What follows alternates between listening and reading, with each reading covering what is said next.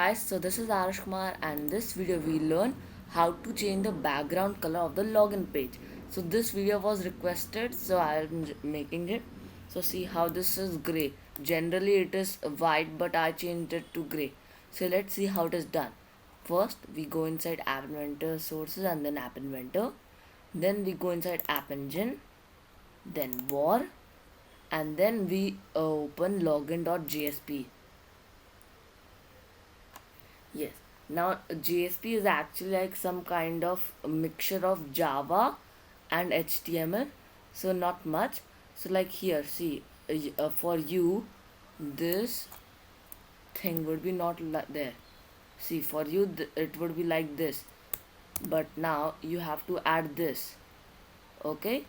So like just that is the that is, style is equal to background color, and then here you can either use gray, or you can also use hex, or maybe you can try, wait, I'll just show you how. Where is this? Color chooser, and here we go, and here we can just select anything there, and here we copied it.